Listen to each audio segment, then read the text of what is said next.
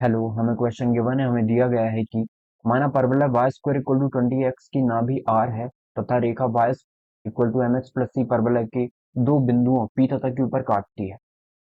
एक रेखा है जो कि y equal to mx plus c है और परवलय को दो बिंदुओं पर काटती है। माना त्रिभुज पी क्यू आर का केंद्रक बिंदु g tan है। यदि c minus m equal to 6 है तो पी क्यू स्क्वायर बराबर होगा। आपको ये बताना है, ठीक है। तो सबसे पहले Y square equal to 20x का एक कर्व हमने बना लिया। ये परवलय है, तो इसकी जो नाभि है वो आर है। अब आर किसके इक्वल हो जाएगी? ये है y square equal to 20x। Comparison करें इसे तो 4a इक्वल टू में 20, Y square equal to 4ax से कंपेरिजन करें तो 4 इक्वल टू 20 या a की वैल्यू कितनी आ जाएगी? 5। तो ये पॉइंट हो जाएगा हमारा 5,0। ओके। अब हमें बोला गया है तथा रेखा y equal to mx plus c परवलय के दो बिंदु p तथा q पर काटती है। माना त्रिभुज P Q R, P Q R का केंद्रक, ठीक है। तो हमें कुछ इस तरीके से दिया है कि एक रेखा है y equal to M X plus C, वो कहीं से भी जा सकते हैं। हमने ऐसे मान लिया कि वो इस तरीके से जा रही है। तो उसने एक पॉइंट p यहाँ पे बनाया, एक पॉइंट q यहाँ पे बनाया। तो p से जब हमने r को मिलाया और q से जब हमने r को मिलाया तो अब केंद्रक केंद्रक क्या होता है? जब हम इनके एंगल बाइसेक्टर मिलाते हैं, ठीक है। ये एंगल, सॉरी एंगल बाइसेक्टर नहीं, मीडियन जब मिलाते हैं, ठीक है, माध्य का। तो हमें जहाँ पे तीनों का इंटरसेक्टिंग पॉइंट मिलता है तो हमें क्या मिलता है? वहां पे केंद्रक मिल जाता है। केंद्रक कैसे निकलता है? x1 plus x two y three, x1 plus x two plus x three y three, y1 plus y two y three plus y three upon में थ्री, ऐसे निकलता है। जो कि हमें g गिवन है। g कितना गिवन है? ये g हमें गिवन है, g जो कि टेन है, ठीक है। अब c minus m equal to six दिया है हमें। c माइनस में m इक्वल टू में कितना गिवन है? सिक्स गिवन, ठीक है। तो हमें क्या बताना है? पी क्यू आर का केंद्रक है तो हमें सी माइनस एम पी क्यू की वैल्यू बतानी। पी से क्यू तक की डिस्टेंस कितनी हो जाएगी? सॉरी, तो ये कितनी होती है? टी प्लस वन अपॉन में टी के इक्वल। टी की वैल्यू कैसे निकलेगी?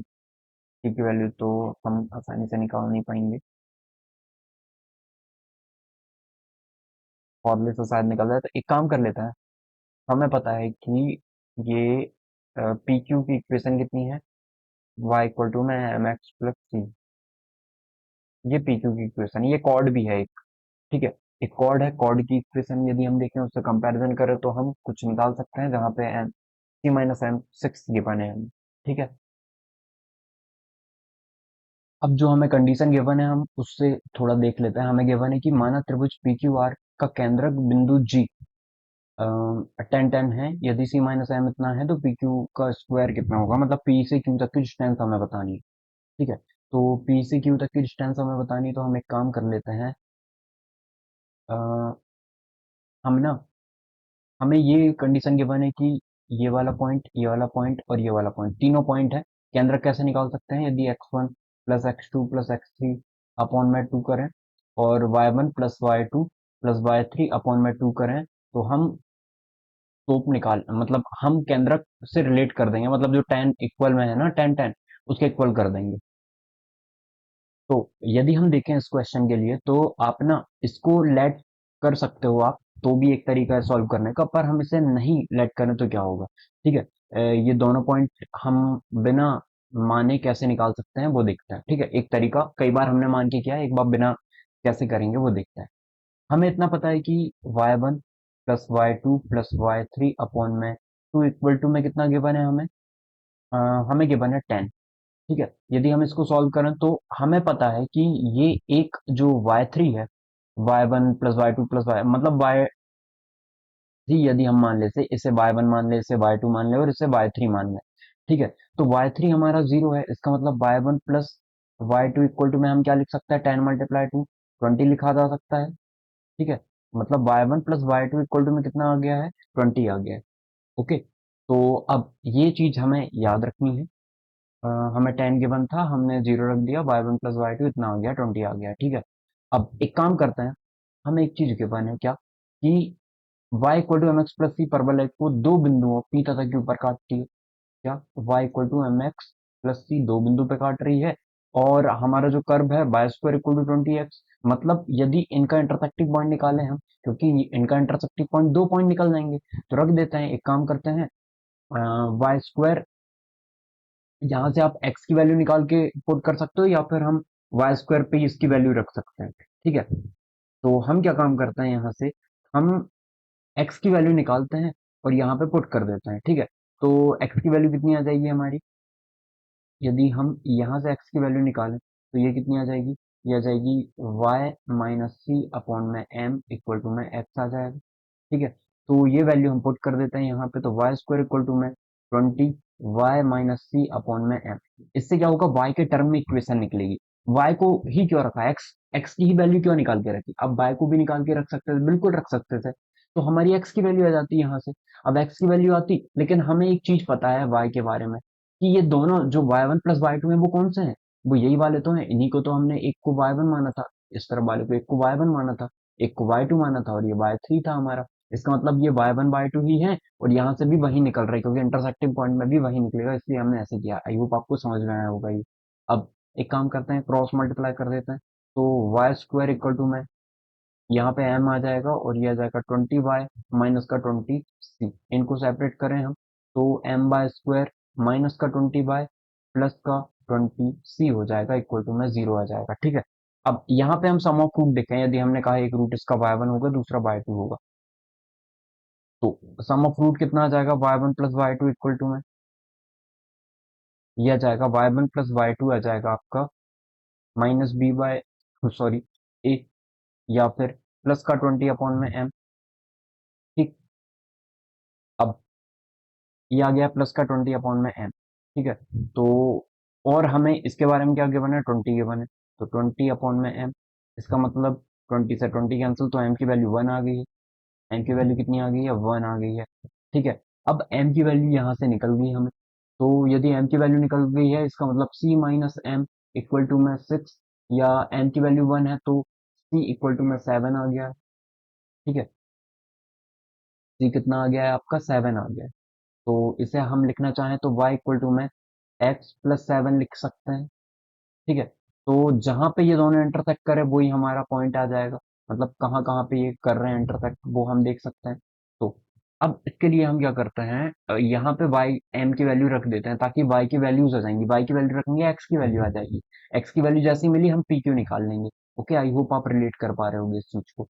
तो हम यहाँ से रखते हैं, तो ये वाई स्क्वायर हो गया, ये माइनस का 20 हो गया है, माइनस का 20y हो गया है, और अ, ये माइनस का था ना, इस तरफ जाके प्लस का हो गया 20c। तो c की वैल्यू कितनी आई है, 7। c की वैल्यू कितनी आई है, अभी देखा हमने, 7 आ गई। तो ये आ जाएगा 140 इक्वल टू में 0। तो वाई स्क्वायर माइनस का 20y लेके आना है, तो ये कैसे लिख सकते हैं, 7 मल्टीप्लाई 2 मल्टीप्लाई 5, तो 14 14 और 5, ये तो होगा नहीं, ठीक है। ऐसे तो रिलेट नहीं कर पा रहे हैं हम इस क्वेश्चन को, तो एक काम करते हैं। तो एक सेकंड, हमने ना क्या किया, यहाँ पे 3 लेना था हमें, तो ये 30 हो जाता, सॉरी, ये चीज 30 हो जाती, तो फिर अपना ये 30 होता, ठीक है। अब 30 होता तो एक जीरो से एक जीरो जाता, और m यहाँ आता तो 2/3 आता, m की वैल्यू कितनी आ जाती, 2/3। ये कंसिडर करके चलना है हमें। एक काम करते हैं, इसको सुधार लेते हैं,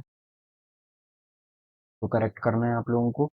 और एक सेकंड, ये भी नहीं आएगी इसकी वैल्यू, इसकी वैल्यू आई होप आपको समझ में आई, 20/3 कैसे आए, यहाँ से 30 आई है वैल्यू, ठीक है। और माइनस बी बाई ए, इसका मतलब 20/m, तो 30 इक्वल टू में 20/m कर देते हैं, तो 10 से 10 कैंसर, ये m यहाँ जाएगा, 3 यहाँ जाएगा, तो m इक्वल टू में 2/3 आ गया। अब m की वैल्यू 2/3 आई है, इसका मतलब ये वाला कंसिडर मत करके हम कौन सा कंसिडर कर लेते हैं, 2/3 ये वाला, ठीक है। इक्वल टू में कितना है, 6 है, तो यह जाएगा c इक्वल टू में 6 प्लस का 2/3, ठीक। तो ये आ जाएगा अपना 18 और 2 20/3, 20/3 आ गया। तो अब वैल्यूज पुट कर देते हैं हम यहाँ पे, तो इसको यदि हम यहाँ सॉल्व करें तो देख लेते हैं कितना आ जाएगा हमारा। m की वैल्यू कितनी है, 2/3 है, ठीक है। तो 2/3 y का स्क्वायर माइनस का 20y प्लस का 20 मल्टीप्लाई में सी की वैल्यू कितनी है 20/3 इक्वल टू में 0। 3 एलसीएम लेते हैं तो कितना आ जाएगा, ये 2 है, तो 2y² माइनस का 60y प्लस का हम यहाँ पे 2 से डिवाइड भी कर सकते थे, तो ये 40 इक्वल टू में, सॉरी 400, 2 से डिवाइड कर देते हैं इसको। तो नेक्स्ट पेज पे देखते हैं हम, इसको हम देखेंगे, ये y² हो जाएगा माइनस का 30y प्लस का 200 इक्वल टू में 0, इतना ही होगा। हाँ ठीक है, ये 3 मल्टीप्लाई 0 हो गया, यहाँ पे चला गया तो ये 0 हो जाएगा। ओके, अब हम इसको स्प्लिट करते हैं। अब स्प्लिट करें तो कितने में स्प्लिट हो जाएगा वो चेक कर लेते हैं। तो हम देखते हैं 200 को क्या लिख सकते हैं हम, मल्टीप्लाई में 2 मल्टीप्लाई 5 हो जाएगा ये। तो 5 दूनी 10, 3 तो है नहीं तो 30 कैसे आएगा। अच्छा, हमें तो रिलेट करना है ना, 10 और 10, 5 टू जा 10, 10 टू जा 20, 25 टू जा 10, ठीक है, ऐसे कट जाएगा ये। 20 मल्टीप्लाई 10, 20 प्लस 10, लेकिन ऐसा मतलब होगा नहीं, हमें तो सम लेके आना है। अच्छा, माइनस माइनस कर लेते हैं, -10 बाय प्लस का 200 इक्वल टू में 0। ओके, ऐसे स्प्लिट हो गया ये, तो y माइनस 20, और यहाँ पे माइनस का 10 कॉमन निकलेगा तो y-20 बचेगा इक्वल टू में 0।